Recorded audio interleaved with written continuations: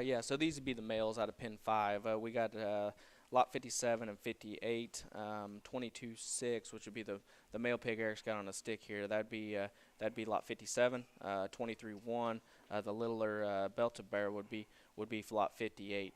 22-6. I apologize. Would be obviously as what I just told Eric, is the pig here on the stick. That'd be another anthem last dance. So mother would be littermate to three-peat.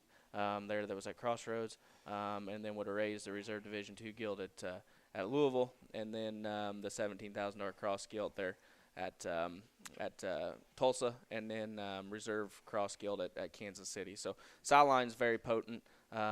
In terms of pig here on the stick, in terms of just maturity pattern, might be a notch behind the rest of them, but in terms of shag, bone, flexible hind leg look, like that one.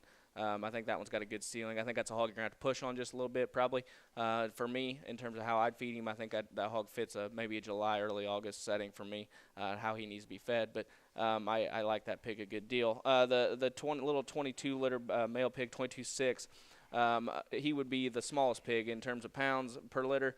But I think in terms of quality, very, very good. I like this pig from the side. I love his head shape. I like his he's got that good awakening hip and hind leg, and it's going to be big as that thing matures. And obviously he'd be an awakening, which would be that Believe in Me son that we would have raised, would be the mate to the Grand Guild at OYE that was at Crossroads there, and then on a provoked sow that's done a real good job in a short tenure here. So.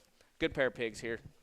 Yeah, I mean, Eric has the little awakening pig here on the stick, and I mean, definitely comes in here, as Jared says, is pounds smaller than the rest of them, but I mean, guys look just like him. I mean, that thing's stout and big backed and just so square coming and going, and got that.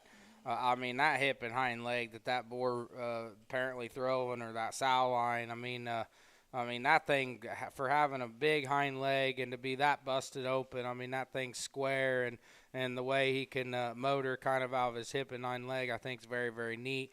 That one's, like I said, got a stout skull, but a neat jaw from the side, and I love his look and build. And then the bigger bear is another one that I agree, as Jared mentioned, I think need to probably,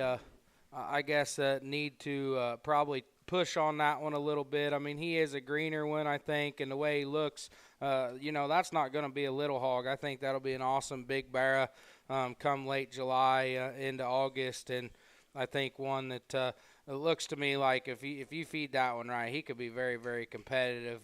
His bone, his hip and hind leg, and his build, and from the side, that thing's deadly. He's got an awesome look.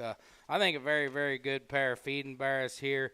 I mean, feet and legs, fundamental built type of hogs that I just think, honestly, put them on feed. I think it's going to make someone very, very happy come late summer. I like that pair a lot. Yeah, just a side note too, but we actually just noticed 23-1, lot 58. He is a crip.